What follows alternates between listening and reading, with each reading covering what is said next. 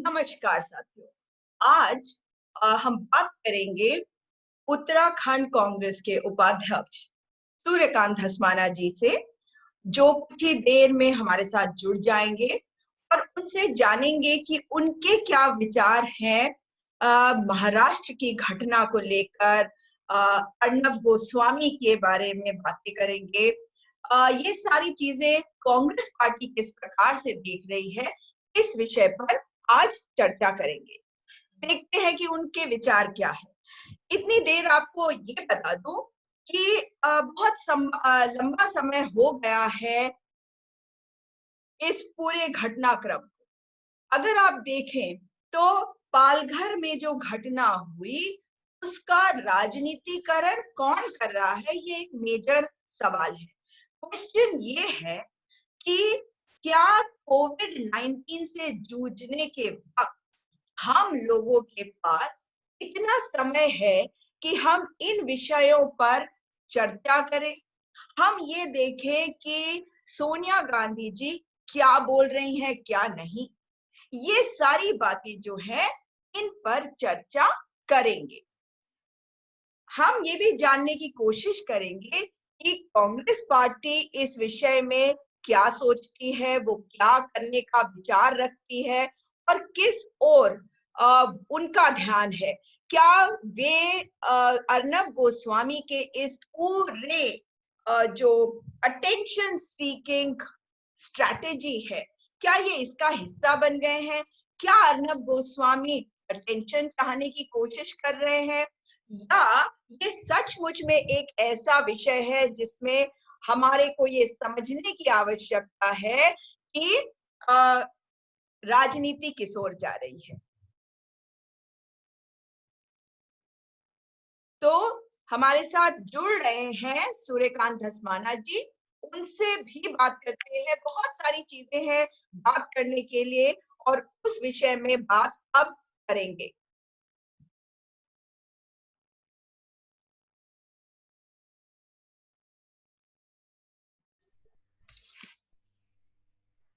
जी नमस्कार।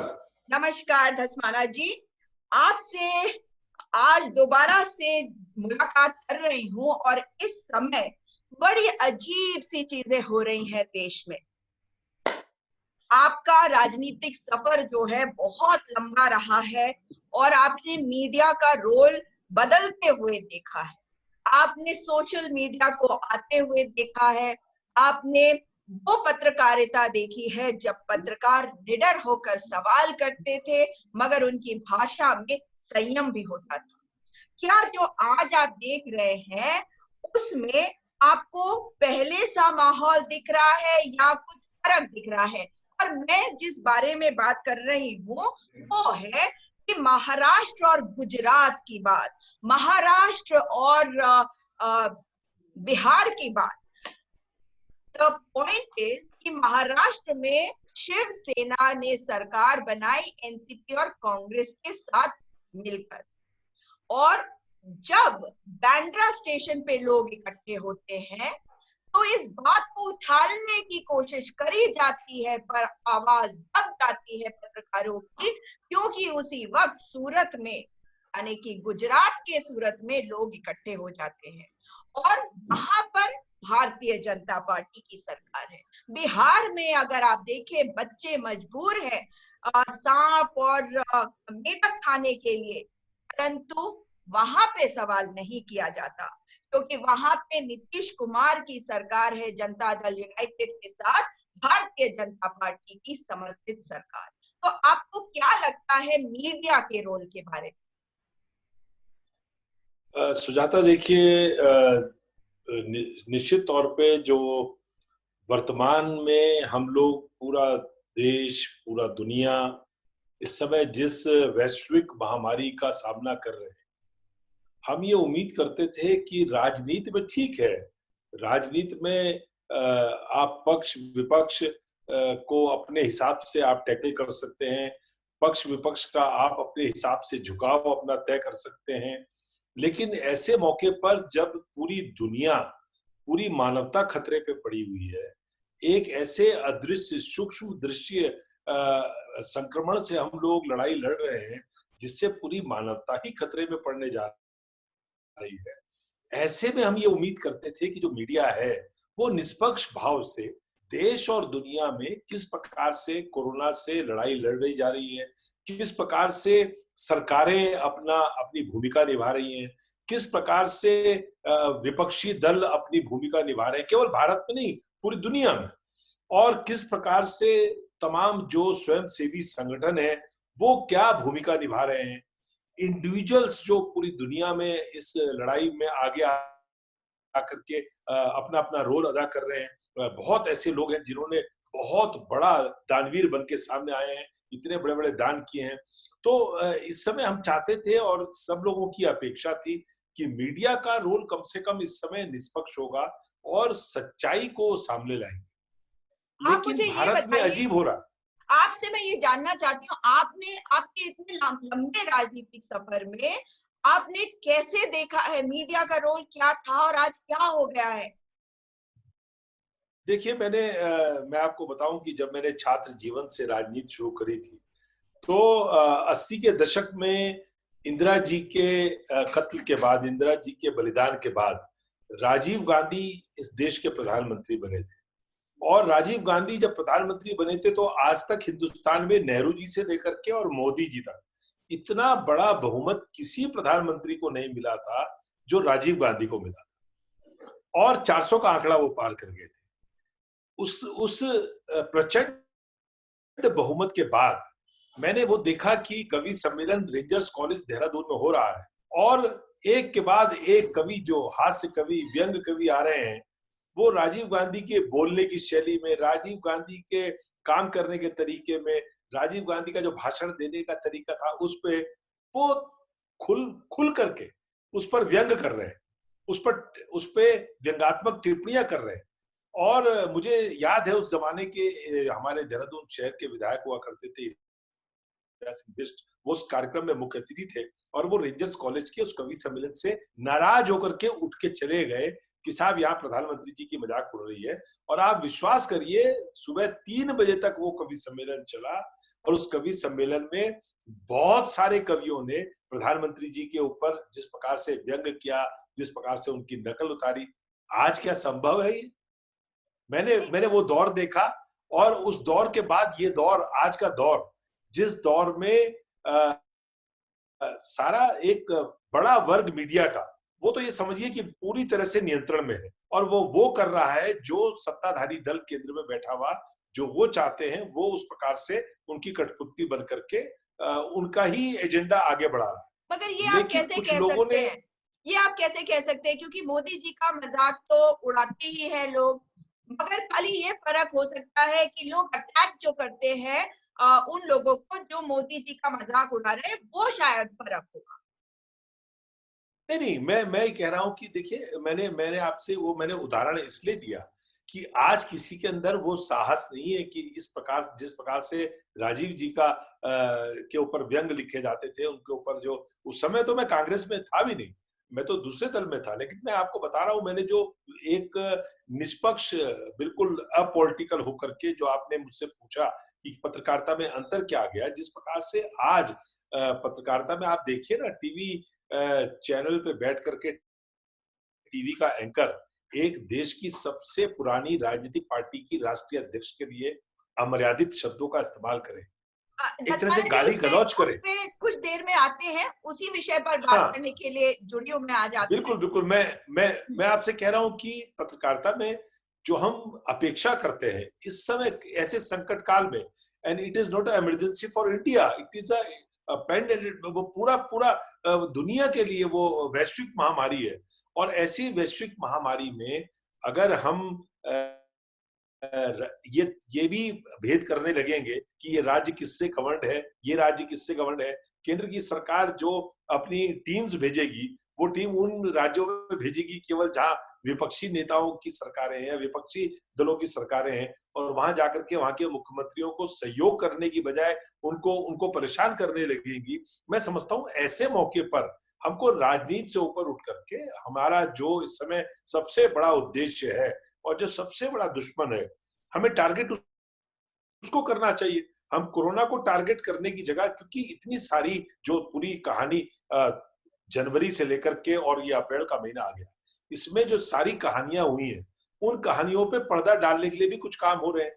उन कहानियों को वो जनता के सामने ना आए सच्चाई, उस पे भी आप देखिए ना, कितना बड़ा संकट है कि हम चीन, जिसको हम गाली दे रहे हैं कि साहब इसका बहिष्कार करिए, हम उसको टेस्टिंग किट्स जो है वो चीन को हम ऑर्डर कर रहे हैं, और वो टेस्टिंग किट जब आ रही है हिंदुस्तान में तो खराब निकल रही है, वो घटिया क्वालिटी की निकल रही है। इससे बड़ा दुर्भाग्य देश का क्या हो सकता है? और आप इस देखिए पर सवाल उत्तराखंड में नहीं ही देख उठा लीजिए, रही मीडिया। इस पे डिबेट आपने सुनी किसी में?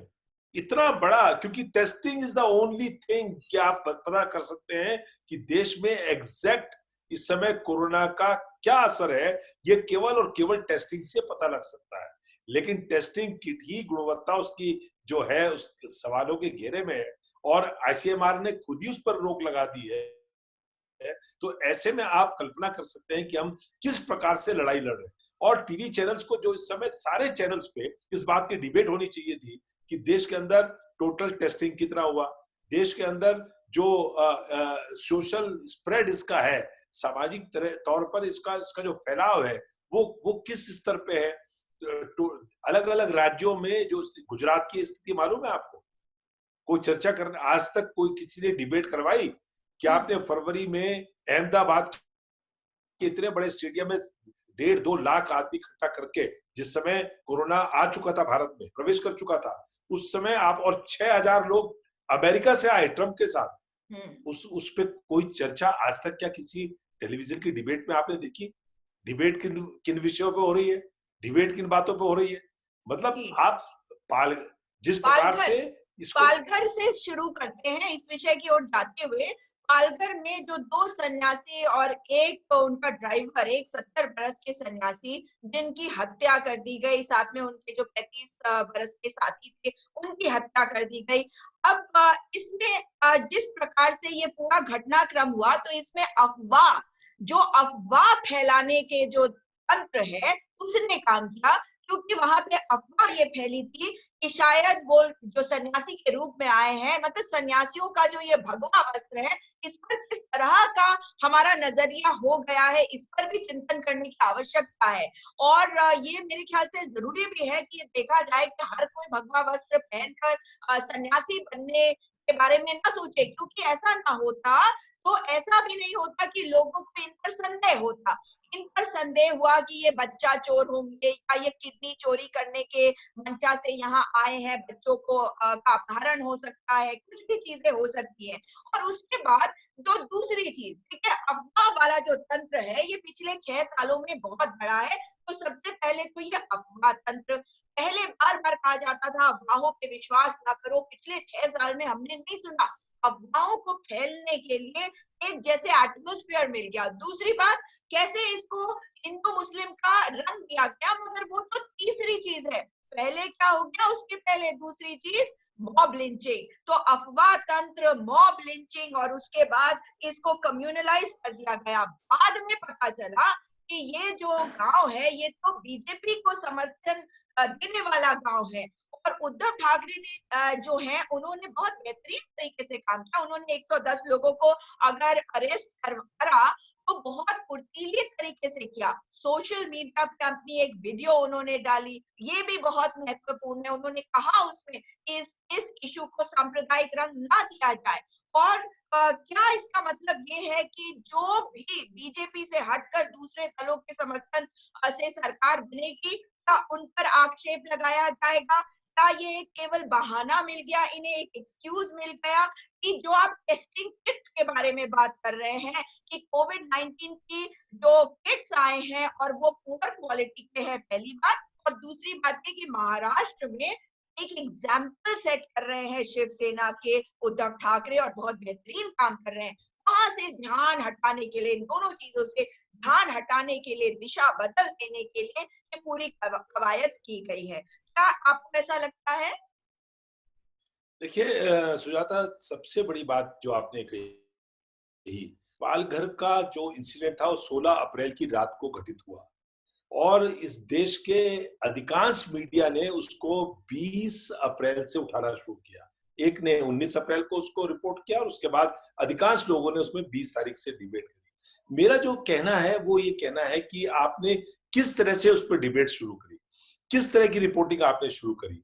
पाल घर को पहले फर्स्ट इंस्टांस में देश के अधिकांश मीडिया ने, जिन्होंने उसको पूरा एक बहुत बड़ा मुद्दा बनाया, उन्होंने ये कोशिश करी कि देश में ये मैसेज जाए कि देश के हिंदू समाज के 2 संतों का मर्डर हो गया और कहीं ना कहीं इनडायरेक्ट ये इशारा किया कि जो मारने वाले हैं वो दूसरे धर्म के लोग।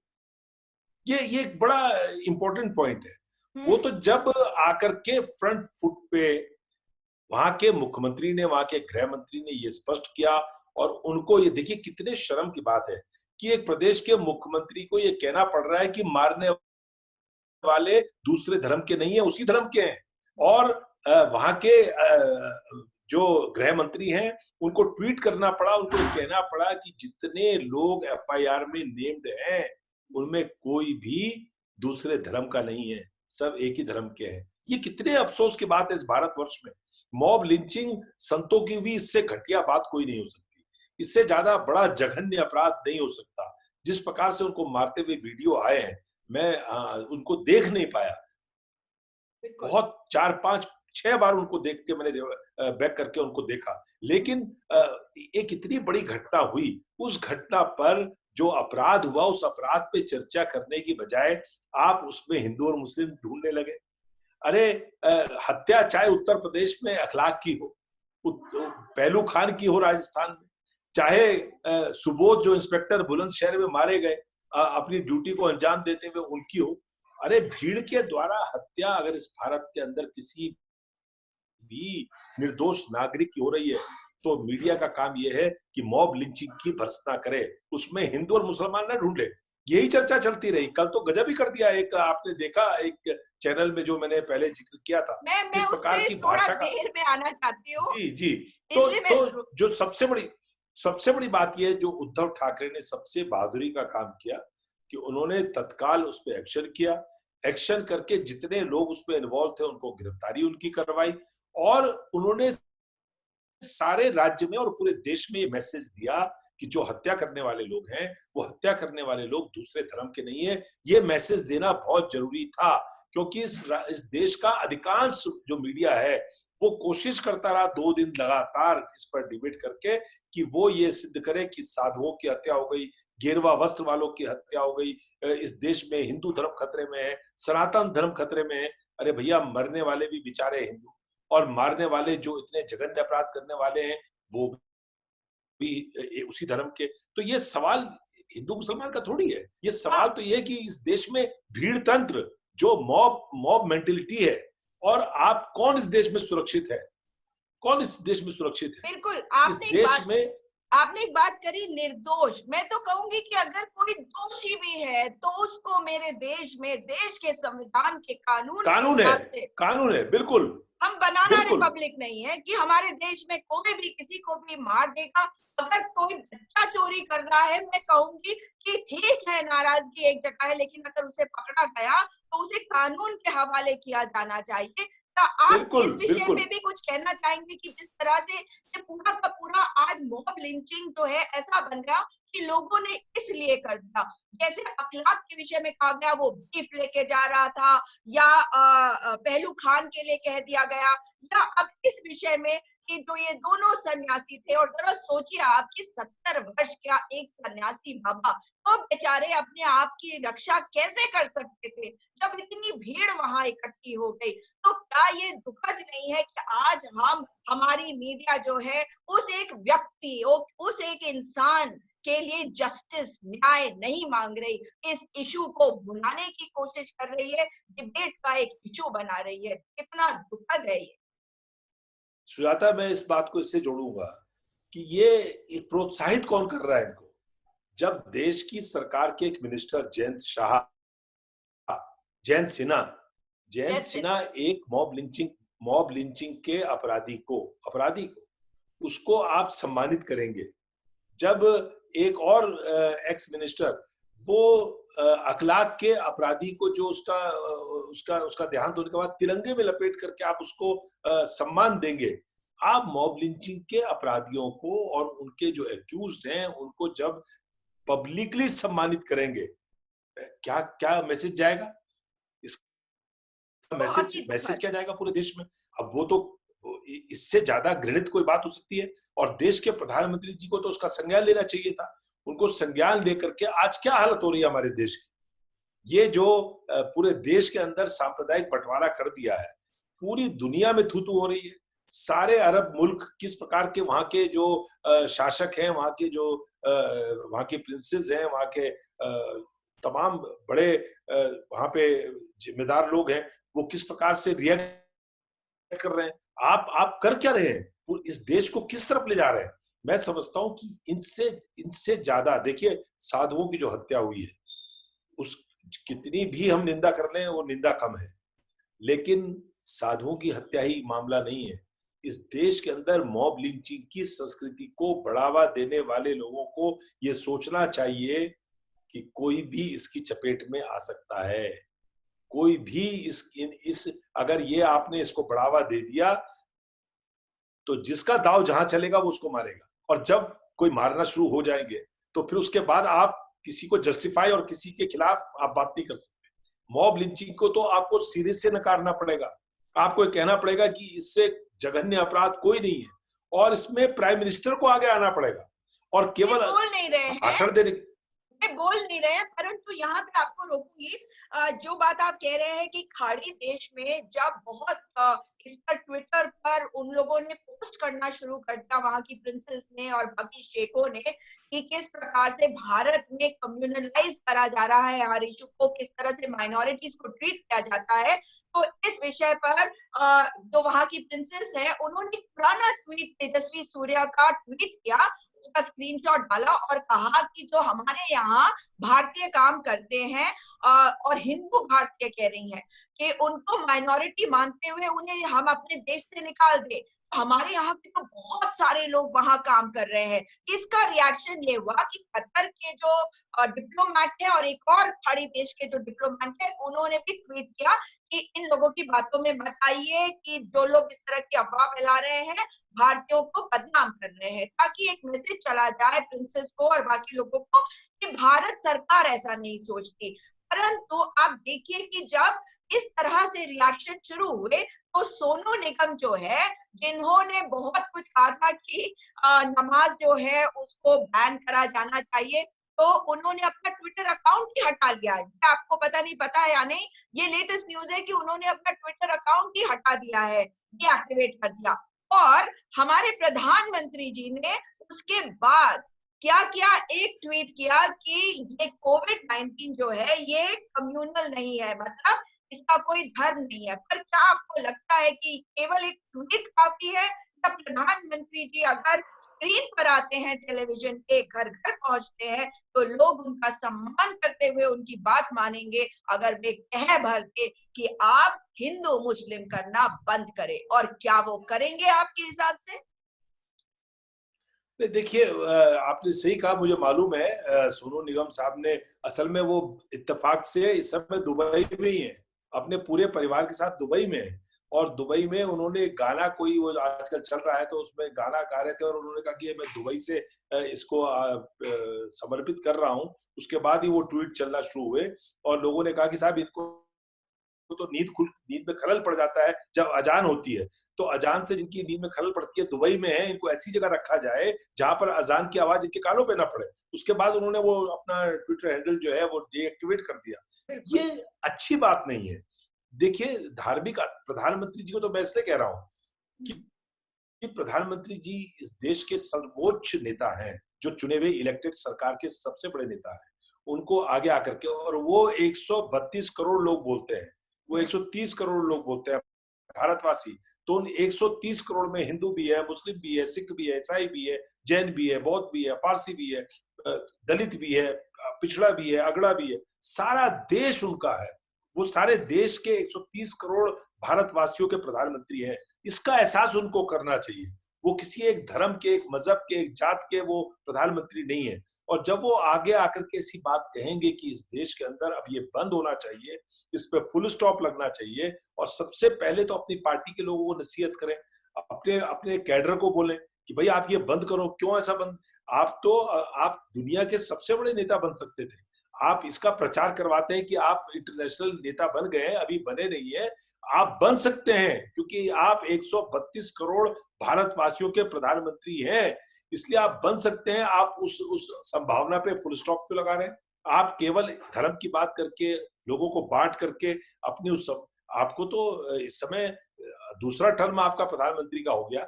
जीवन में आपको क्या चाहिए? इस दुनिया के सबसे बड़े लोकतंत्र के आप दूसरी बार प्रधानमंत्री हो गए। मैं समझता हूं इससे बड़ी बात आपके सौभाग्य नहीं हो सकता। इसलिए प्रधानमंत्री जी को आगे आकर के इस पर पहल करनी चाहिए और इस पर फुल स्टॉप लगाना चाहिए, क्योंकि पूरे देश की बदनामी पूरी दुनिया में हो रही है। ये हिंदुस्तान कहाँ, छोटे छोटे मुल्क, उनका आप स्टेटस देखिए आज कोविड में कितनी ताकत से लड़ रहा है पूरा दुनिया, और आप जो है उसमें हिंदू मुसलमान कर रहे हैं, आप उसमें धर्म और मजहब ढूंढ रहे हैं। मैं समझता हूं कि इस समय, और ये सबसे बड़ी बात थी कि सोनिया गांधी जी ने पहले आकर के अपना अपना समर्थन पूरा पार्टी का, उन्होंने कहा हम मोदी जी के साथ हैं, हम केंद्र सरकार के साथ हैं, हम सारी राज्य सरकारों के साथ हैं, ये राजनीति का विषय नहीं है। आज भी जो उन्होंने सीडब्ल्यूसी की बैठक करने के बाद जो बातें कही है, उन्होंने सारी चिंता कोविड पे जाहिर करी, टेस्टिंग किट के बारे में बात करी, उन्होंने ज्यादा से ज्यादा टेस्टिंग हो उसके बारे में बात करी, उन्होंने अस्पताल और मेडिसिन, दवाई, वैक्सीन, इसके बारे में चिंता जाहिर करी। आप जो है एक ही काम में लगे हुए, आपको उसमें तबलीगी, जमाती, हिंदू, मुस्लिम, इसके अलावा कुछ नजर ही नहीं आ रहा। ठीक है भाई, जिन्होंने गलती करी है उनको सजा मिलेगी, जिन्होंने गलती करी वो भुगत रहे हैं, उनका समाज भुगत रहा है। लेकिन आज हम जब इस इतनी बड़ी महामारी से हम लड़ रहे हैं, उसमें अगर आप इस प्रकार का भेदभाव करेंगे तो आपका कद छोटा ही होगा, आपका कद बड़ा होने वाला नहीं। बिल्कुल। मैं देखिए, विपक्ष की भूमिका और मीडिया की भूमिका, दोनों बातों को साथ में ले रही हूँ कि विपक्ष की भूमिका यही होती है, सकारात्मक भूमिका, कि वो सवाल करे और सरकार को बताए जहां भी गलती कर रहे हैं और सुझाव दे। तो यही चीज कांग्रेस पार्टी करते हुए दिख रही है। जैसा कि आपने कहा कि सीडब्ल्यूसी की मीटिंग के बाद उन्होंने जो जो बातें कही सोनिया गांधी जी ने। अब आप मुझे बताइए कि अगर हम ये मान ले कि विपक्ष की भूमिका ये होती है कि सकारात्मक सुझाव भी दे और सवाल भी करे, लेकिन दूसरी तरफ मीडिया आती है जिसका ये राइट है, उसका अधिकार है कि वो सवाल करे, मगर अगर ये सवाल अमर्यादित होकर किए जाए, जिस तरह से अभी हमने एक चैनल के हेड को देखा, मुझे ऐसा लगता है कि शायद उनकी टीआरपी ये कोविड-19 के समय में या तो कम हो गई है या इन्हें अपनी लॉयल्टी कहीं दिखानी है। इस वजह से ये इतनी अमर्यादित भाषा बोल रहे हैं। और मतलब निहायत ही, मैं तो एकदम साफ कहूंगी महिला होने के नाते, कि जिस प्रकार से उन्होंने बात करी सोनिया जी के बारे में, वो आपकी पार्टी की नेता जरूर है पर एक महिला है, और एक महिला होने के नाते मुझे लगता है कि जिस प्रकार से उन्होंने बात करी, अभद्र टिप्पणियां करी सोनिया जी के बारे में, वो हम सब के लिए, पूरे भारतवर्ष के लिए, irrespective of the party that we are affiliated to, irrespective of हम कौन से दल का साथ देते हैं, कौन से दल का मान ज्यादा करते हैं, हमारे जो हमारी संस्कृति है उसको उन्होंने ठेस पहुंचाई है। मतलब सोनिया जी का क्या मतलब है? वो कह रहे हैं सोनिया, इटली की सोनिया गांधी बताए। आप बताइए, मैं अपने मुंह से उनकी वो जो अभद्र टिप्पणियां हैं नहीं दोहराना चाहती, क्योंकि वे निहायत ही बदतमीज और बेशर्म नीच इंसान है जब महिला के बारे में इस तरह बात करते हैं। सुजाता, बिल्कुल सही कहा आपने। देखिए 1968 में सोनिया गांधी जी की शादी राजीव गांधी जी के साथ हुई थी, और 1968 में जब वो इस देश की बहू बन के आई थी, तब से लेकर के उनका अब तक का जो कंडक्ट है, 52 सालों का हिंदुस्तान में रह करके जिस प्रकार से उन्होंने जीवन जिया है, एक हिंदुस्तानी बहू की तरह वो उस घर में आई, और पूरा जीवन उनका आप देख लीजिए, राजनीति से आप अलग हट जाइए, लेकिन एक महिला के नाते उन्होंने अपनी सास को खोया, अपनी आंखों के सामने उनकी सास का इतना बड़ा बलिदान हुआ। उसके बाद उन्होंने अपने पति को खोया, उन्होंने अपने को कांग्रेस जनों की भावनाओं, पहले वो राजनीति में नहीं आ रही थी, कांग्रेस के लोगों ने उनको जबरदस्ती कहा कि आप कांग्रेस में आइए तब कांग्रेस बचेगी, और वो कांग्रेस में आई, कांग्रेस का अध्यक्ष पद उन्होंने संभाला। कांग्रेस का अध्यक्ष पद संभालने से लेकर के आज की तारीख तक 21 वर्षों में एक भी अमर्यादित टिप्पणी एज अ कांग्रेस प्रेसिडेंट आप सोनिया गांधी की कोट नहीं कर सकती। किसी भी नेता के बारे में, किसी भी पॉलिटिकल पार्टी के बारे में राजनीतिक हमले होते हैं, विपक्ष के ऊपर हमले होते हैं, अपनी बात कही जाती है, दूसरी के बात को खंडन किया जाता है, वो सारी बातें अलग है। लेकिन पर्सनल कभी भी सोनिया गांधी का कोई एक वक्तव्य आप इस देश के अंदर 21 वर्षों के अध्यक्षीय रूप में आप नहीं बता सकती कि उन्होंने किया हो। उन्होंने जिस प्रकार से भारतीय बहू होती है, जिस प्रकार से भारतीय नारी होती है, उस प्रकार का जीवन जिया, सादगी का जीवन जिया। और आप ये बताइए 2004 में जिस समय यूपीए 1 पावर में आया, उस समय तो चाहे लालू प्रसाद यादव रहे हो, चाहे मुलायम सिंह यादव रहे हो, चाहे शरद पवार जो उनको उनका फॉरेन ओरिजिन का बहाना लेकर करके पार्टी छोड़ के गए थे, चाहे पीएस शर्मा रहे हो, सारे लोग उनके पास गए कि आप प्रधानमंत्री बनिए, लेकिन उन्होंने प्रधानमंत्री बनना स्वीकार नहीं किया और एक विद्वान व्यक्ति को, डॉक्टर मनमोहन सिंह जी को उन्होंने प्रधानमंत्री बनाया। अगर वो चाहती तो खुद प्रधानमंत्री बन जाती, चाहती तो राहुल गांधी को प्रधानमंत्री बना देती।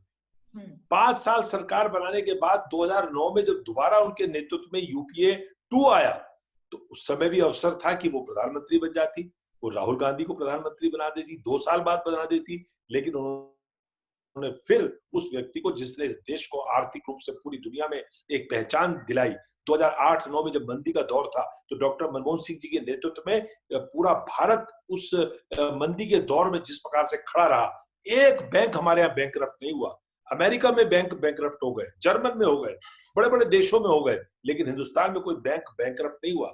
डॉक्टर मनमोहन सिंह जी को उन्होंने 10 वर्ष इस देश का प्रधानमंत्री बनने का गौरव प्रदान किया कांग्रेस पार्टी ने।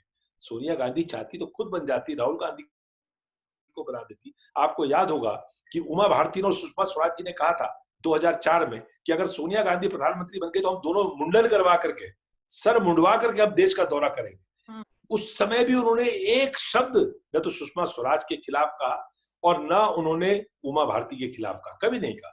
और आज जब उनके ऊपर इतना बड़ा हमला हुआ है, तब भी उन्होंने एक शब्द सीडब्ल्यूसी की मीटिंग के बाद कोविड-19 के बारे में चिंता जाहिर करती रही, इस देश के मजदूरों के बारे में बात करती रही, इस देश के किसानों के बारे में बात करती रही, इस देश के अंदर कितना टेस्टिंग हो रहा है उसके बारे में बात करती रही। लेकिन उनके ऊपर जो हमला हुआ उसके बारे में उन्होंने एक शब्द नहीं कहा।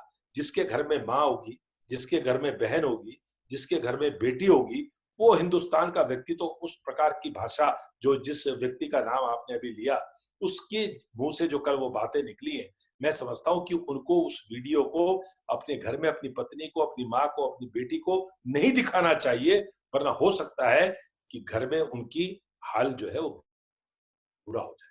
ये बहुत बड़ा अपमान है। ये इस देश में तो ये संस्कृति है कि जहां नारी की पूजा होती है वहां देवता वो रहते हैं। और आप उसके ऊपर आप कह रहे हो इटली की है। अगर आपकी माता का नाम लेकर के उनसे पूछे कोई अर्नब गोस्वामी को कि आपकी माता का नाम इंग्लैंड में, अमेरिका में लेकर के इस तरह की कोई मजाक उड़ाए, इस तरह की अभद्र बात करे, तो आपको कैसा लगेगा? अरे नारी तो नारी है, चाहे वो इटली की हो, चाहे रोम की हो, चाहे वो इंग्लैंड की हो, चाहे हिंदुस्तान की हो, दुनिया की कहीं भी नारी है। और हम तो विश्व कुटुंब की बात करते हैं, हम तो पूरी दुनिया को एक परिवार मानते हैं। और हम ऐसी बात करें एक नारी के बारे में, उसको इतना अपमानित करें अपने टीवी चैनल में, मैं समझता हूं कि इससे घिरी हुई बात नहीं हो सकती। लेकिन इससे बड़ी बात भी नहीं हो सकती कि सोनिया गांधी जी ने इस बारे में एक शब्द नहीं कहा और उन्होंने अपनी पीड़ा को अपने दिल में दबा के रखा। हम उनका सम्मान करते हैं, पूरा देश उनका सम्मान करता है। ऐसे कितने अर्नब गोस्वामी आएंगे और जाएंगे, लेकिन सोनिया जी का जो सम्मान पूरे देश की जनता के हृदय में है, वो हमेशा जीवित रहेगा। देखिए, एक बात मैं और कहूंगी कि सोनिया जी ने अगर ये बात नहीं कही तो इससे एक चीज और साफ होती है कि शायद जो एक मजाक, एक मीम चल रहा है सोशल मीडिया पे कि किसी ने सोनिया जी से कहा अर्नब गोस्वामी ने आपके बारे में ऐसा कहा, तो उन्होंने कहा अर्नब कौन, मतलब उनके लिए उसका कोई वैल्यू नहीं है। और मुझे ये लगता है कि अगर सोनिया जी का नाम ले रहे हैं ये अर्नब गोस्वामी अगर सोनिया गांधी का नाम ले रहे हैं तो आप मुझे बताइए कि सोनिया जी कौन है? सोनिया जी क्या महाराष्ट्र की मुख्यमंत्री है? सोनिया जी क्या केंद्र में कोई मंत्री है, प्रधानमंत्री है, क्या है? उनका रोल क्या होगा पालघर के इंसिडेंट के बारे में ना बोलने के विषय में जब ये बात कर रहे हैं, तो मुझे सेंस नहीं बनता। क्योंकि मतलब ऐसा लग रहा है कि ये सरकार से अगर सवाल वो करते अर्नब गोस्वामी, तो शायद बेहतर होता। अब ये एक नया ट्रेंड हुआ, आज तक मैंने नहीं देखा भाई इतने सालों में कि सवाल जो है वो सरकार से किया जाता था। अब जो है सरकार से सवाल करने के बजाय मीडिया जो है वो विपक्ष से सवाल कर रहा है, और पत्रकारिता जो है वो केवल एक तमाशा भर बन के रह गया है। आपने उसका जो ये नमूना देखा है, इसमें आपने स्वयं कहा कि सोनिया जी ने इस विषय में कुछ नहीं बोला, तो क्या ये नहीं बेहतर होता कि इनको हम इग्नोर करते, या ये जरूरी है कि इनको he should be called out? मैं ये जानना चाहती हूँ। सोनिया जी के बारे में आपने कहा कि उन्होंने नहीं कहा, और लोग, मैं समझती हूँ कि कांग्रेसी आहत है इसलिए वो बोल रहे हैं इस बात को, और अर्नब गोस्वामी के खिलाफ सुजाता, एफआईआर। जी। सुजाता, ये विषय असल में पब्लिक प्लेटफॉर्म पे आ गया। ये जैसे ही उसका डिबेट आया, उसके एक आध घंटे बाद ही भारतीय जनता पार्टी के जो ऑफिशियल स्पोक्स पर्सन है, जो इनके बचपन के बिछड़े हुए भाई हैं, संबित पात्रा अर्नब की बात कर गोस्वामी रहे और हैं। संबित पात्रा दोनों बच हाँ, वो बिछड़े हुए भाई हैं दोनों, और दोनों बचपन में ही मानसिक इनका कुछ गड़बड़ हो गया। दोनों का एक जैसा देखिए रवैया, एक जैसी बात, दोनों एक जैसी करते हैं। एक घंटे बाद उनका ट्वीट आया कि अर्नब गोस्वामी हैज एक्सपोज सोनिया गांधी। आओ। अब जब वो ट्वीट हुआ, उसके बाद ये रिएक्शन शुरू हुए। अर्नब गोस्वामी ने तो जो बदतमीजी करी, उसको एंडोर्स भारतीय जनता पार्टी ने ऑफिशियली करा। बिल्कुल। अगर भारतीय जनता पार्टी का एक ऑफिशियल स्पोक्स पर्सन अगर किसी टीवी प्रोग्राम में, जिसमें देश की सबसे बड़ी पॉलिटिकल पार्टी जो अपोजिशन की है, उसकी राष्ट्रीय अध्यक्ष को गाली दी जा रही है, और वो भी महिला को, अगर उसको एंडोर्स कर रहा है तो मतलब बीजेपी हैज एंडोर्स्ड। और यस। केंद्र में सरकार बीजेपी की है, तो इसका मतलब गवर्नमेंट ने भी एंडोर्स किया, जब किसी ने उनको टोका रोका नहीं। तो पूरी सरकार ने, पूरी भारतीय जनता पार्टी ने अर्नब गोस्वामी की बदतमीजी को जो एंडोर्स किया, उसके बाद पूरे देश में रिएक्शन शुरू हुआ और ट्रोल शुरू हुआ, और उसके बाद ये मुकदमे कायम हुए। लेकिन ये छोटी बात नहीं है, ये संरक्षण में उन लोगों के हैं जिन्होंने सोनिया गांधी जी के लिए कांग्रेस की विधवा जैसे शब्दों का प्रयोग भी किया।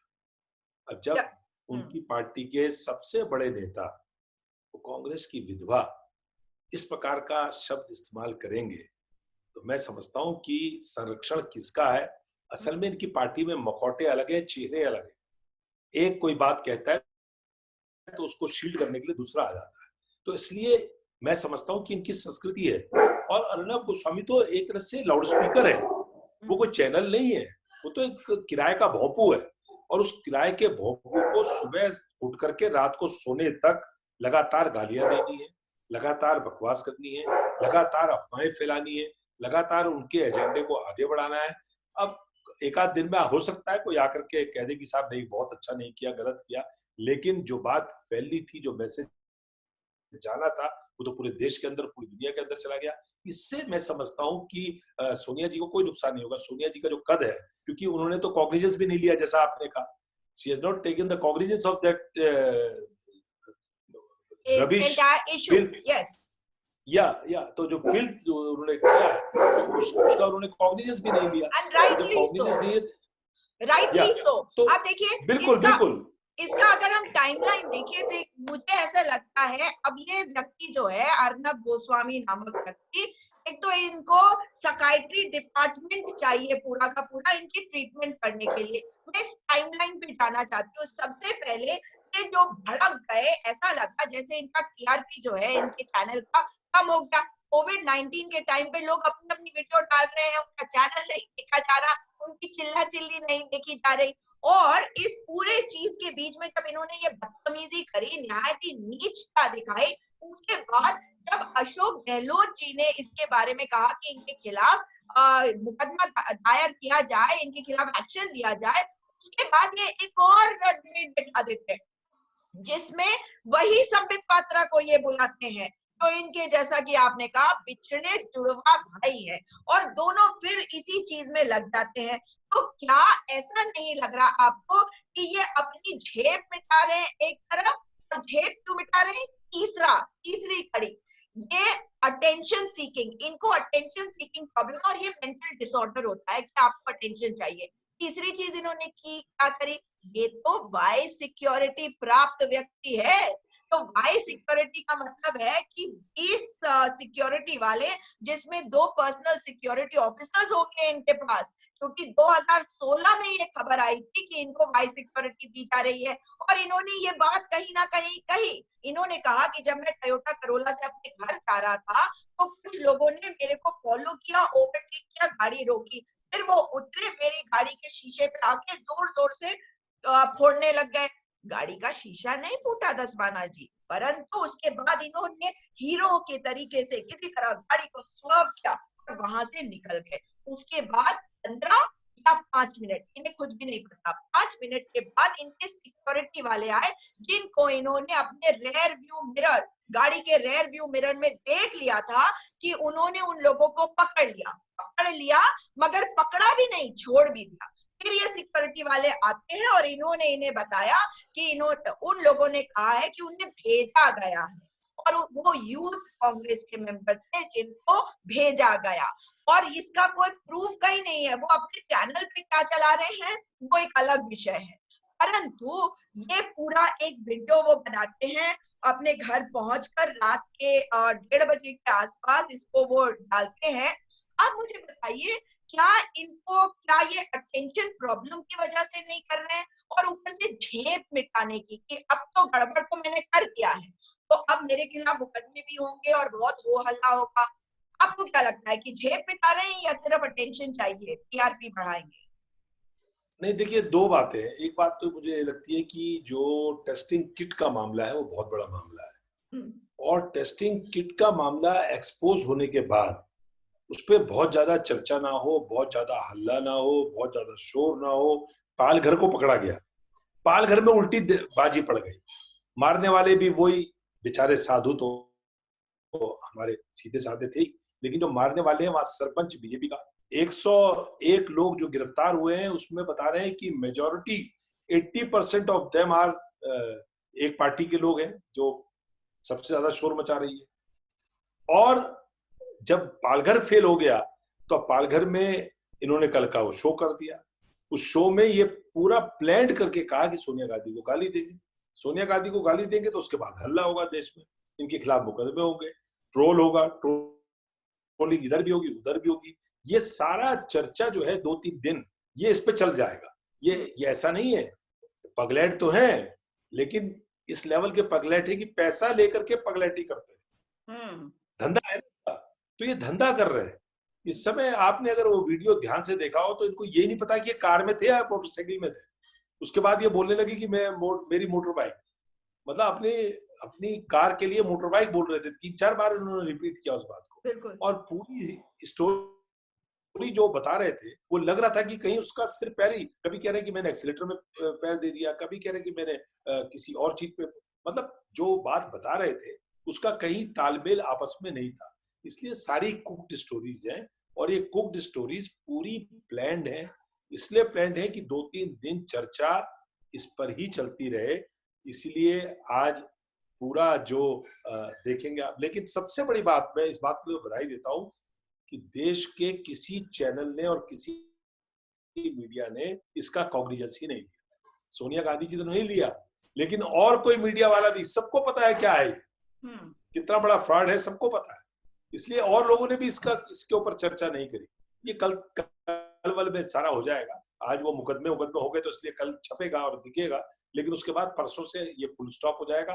असली बात ये है कि कोविड-19 से लड़ने के लिए जो देश के अंदर टेस्टिंग होनी चाहिए, जो देश के अंदर जिस पैमाने पर जो किट्स आनी थी वो किट्स खराब आई हैं, और वैक्सीन अब तक आया नहीं है। देश के अंदर 22,000 का आंकड़ा आज छू रहा है, आज 22,000 तक, और जो मौतें हैं वो 650 से ऊपर चली गई। उत्तराखंड में भी आज एक पॉजिटिव और मिला है। अच्छी खबर है कि लोग ज्यादा इलाज होकर के 23 लोग वापस चले गए, लेकिन एक पॉजिटिव आज और मिला है। आने वाला समय जो है वो बहुत चुनौतीपूर्ण है। आपको मैं बताना चाहता हूँ और आप इसको लाइव कर रहे हैं, देश में और दुनिया में रमजान शरीफ का महीना भी आ रहा है और मैं आपके माध्यम से ये अपील करना चाहता हूँ अपने तमाम मुस्लिम भाइयों से कि इस बार रमजान शरीफ का महीना जब आ रहा है तो उसमें नमाजें, तरावियां अपने घरों में पढ़ें। मुश्किल आएगी, परेशानी आएगी, तरावियों में लोग मिलते थे, तरावियों में बातचीत होती थी, लेकिन तरावियां भी घर में पढ़ें, नमाजें भी घर में अदा करें और पूरी कोशिश करें कि किसी तरह से भी जो सोशल डिस्टेंसिंग का जो सबसे बड़ा हथियार है वो हम उसको कायम रखें, उस हथियार को पकड़ के रखें, सोशल डिस्टेंसिंग मेंटेन करें और कहीं भी कोई इनको मौका ना लगे। जो लोग इस समय चाहते हैं कि सारी बहस ये कोरोना जो है वो हिंदू हो जाए या मुस्लिम हो जाए, उससे हटा करके कोरोना से हमें लड़ना है, तो ये रमजान शरीफ का महीना बहुत सेंसिटिव महीना है। इसमें मैं सबसे अपील करूंगा और सारे एडमिनिस्ट्रेशन के लोग, एक आपके माध्यम से मैं डीजीपी साहब अनिल रतूड़ी जी को और उनकी पूरी फोर्स को, उनको इस बात के लिए बधाई देता हूं कि पूरे देश में सबसे बेहतरीन पुलिसिंग अगर कहीं हो रही है तो उत्तराखंड में। पुलिस वालों को मैंने देखा है, वो लॉकडाउन का पालन करवाने के लिए भी खड़ा है, वो राशन भी बांट रहा है, वो पका हुआ खाना भी पहुंचा रहा है। कहीं कहीं शिकायतें होती है, वो वाजिब है, इतना बड़ा सिस्टम है तो उसमें शिकायत हो सकती है, या पक्षपात हो रहा है या फला पार्टी के आदमी के कहने पे हो रहा है, लेकिन पूरे अगर आप सिनेरियो को देखें तो एडमिनिस्ट्रेटिव मशीनरी और पुलिस वो बहुत मेहनत कर रही है। उनकी मेहनत पे पानी न फिरे, ये हमारी जिम्मेदारी है। सब लोगों को मिलकर के कोविड को हराना है, कोरोना को हराना है। इसलिए लास्ट में मेरी अपील ये है आपके माध्यम से कि सब लोग सहयोग करें और सहयोग करके इस सोशल डिस्टेंसिंग का, आज से हमने अपना जो हमारा देवभूमि मानव संसाधन विकास ट्रस्ट है उसकी तरफ से जो हम जो कोरोना वॉरियर्स हैं उनका सम्मान करने का कार्यक्रम हमने तय किया कि एक तो फोटो नहीं खींचेगा और कोई फोटो खींच भी रहा होगा तो वो पीछे से लेगा, जो लाभार्थी है उसकी शक्ल मत दिखाइए। दूसरा, सोशल डिस्टेंसिंग का जो फॉर्मूला है वो स्ट्रिक्टली फॉलो होगा। तीसरा, मास्क लगाना जरूरी है, सैनिटाइजर यूज करना जरूरी है, हाथों में ग्लव्स पहनना जरूरी है। और आप अगर किसी को सम्मानित कर रहे हैं, चाहे वो पुलिसकर्मी है, चाहे सफाई कर्मी है, चाहे नर्सिंग स्टाफ है, उसको आप माला नहीं पहनाएं, शॉल ना डालें, उसको आप कोई ऐसा काम ना करें जिससे कि टच हो। आप दूर से फूल डाल सकते हैं, हाथ जोड़ करके उनका थैंक यू कर सकते हैं, लेकिन ये सारी चीजें हमको फॉलो करनी पड़ेगी। हम इसको करेंगे। मुझे बहुत अच्छा लगा कि आपने हफ्ते में दूसरी बार आज इस विषय पर चर्चा करी। बहुत सारे इश्यूज आपने, मीडिया का रोल, मीडिया, बहुत सारे मीडिया कर्मी हैं जो बहुत अच्छा काम कर रहे हैं हमारे यहाँ देहरादून में। आप देखिए, चाहे प्रिंट मीडिया के लोग हो, चाहे इलेक्ट्रॉनिक मीडिया के लोग हो, बहुत मेहनत करके घंटा घर से लेकर के तमाम जगहों में जाकर के कवरेज करते हैं, सहयोग करते हैं। उनका भी मैं धन्यवाद करना चाहता हूँ। सारा मीडिया एक जैसा नहीं है, जो बिका हुआ माल है वो उसके बारे में मैं कुछ नहीं कह सकता, लेकिन जो मीडिया कर्मी है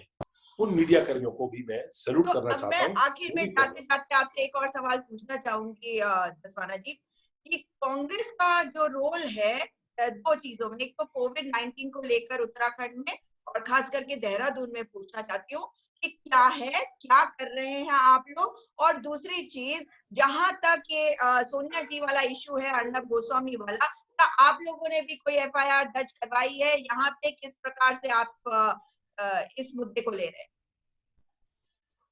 बिल्कुल सुजाता, उत्तराखंड प्रदेश कांग्रेस कमेटी के अध्यक्ष प्रीतम सिंह के नेतृत्व में पूरे प्रदेश के अंदर हम लोगों ने एक टास्क फोर्स बनाई हुई है। एक तो हम पूरे डे टू डे बेसिस पे पूरे प्रदेश से जितने हमारे 26 के 26 जिले हैं उनसे रिपोर्ट मंगवाते हैं कि उनके जिलों में क्या स्थिति है, कोई पॉजिटिव तो नहीं आया, अगर पॉजिटिव आया तो उसको कहाँ पे उसका आइसोलेशन है, कैसा उसका इलाज हो रहा है, टेस्टिंग कितनी हुई है, हमारे यहाँ कितने लोग हैं जो फंसे हुए हैं, मजदूर कितने हैं, उन तक राशन पहुंच रहा है कि नहीं पहुंच रहा है। अलग अलग जनपदों में दूसरे जनपदों के लोग जो फंसे हुए हैं उनके बारे में सूचना करते हैं। टिहरी के लोग, पौड़ी के लोग, उत्तरकाशी के लोग, चंपावत के लोग जो उत्तराखंड से बाहर फंसे हुए हैं उनकी जो सूचनाएं हैं वो भी हम एकत्रित करते हैं।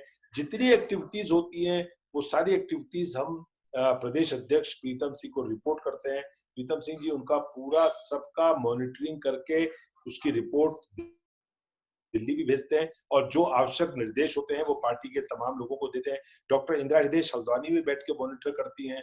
और सबसे बड़ी बात ये है जो आपने पूछा सोनिया जी वाले मैटर में, सोनिया गांधी वाले मैटर में प्रीतम सिंह जी ने रिपोर्ट कराई है, एफआईआर कराई है।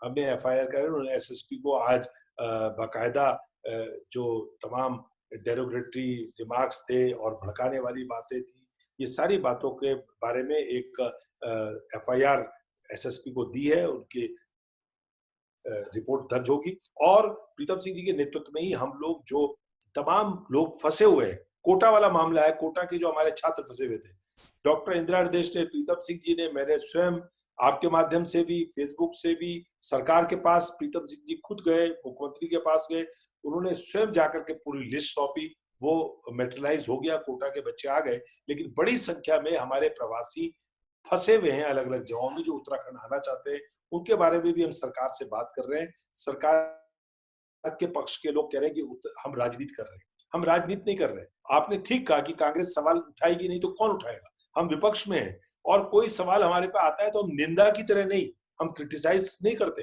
हम सरकार से आग्रह करते हैं कि भाई ये फंसे हुए हैं, इन लोगों को लाइए।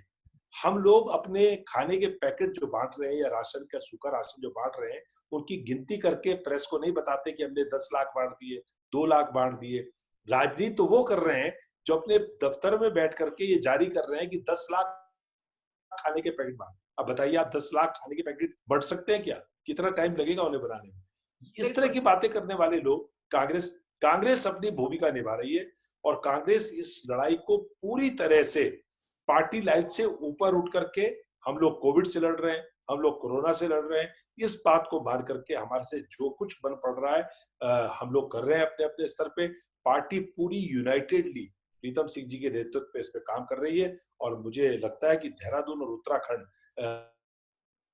कोरोना के मामले में आने वाले टाइम में हम टॉप 3 में हैं, लेकिन हम चाहेंगे कि उत्तराखंड जो है वो इस लड़ाई में सबसे अग्रणी भूमिका निभाए और हम लोग कोरोना को रोकने में सफल।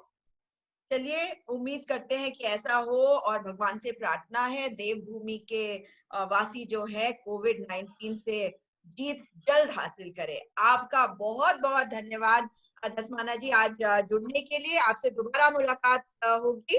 आज बस यहीं पे रुकते हैं, समय का अभाव है। नमस्कार। बहुत-बहुत धन्यवाद। ओके।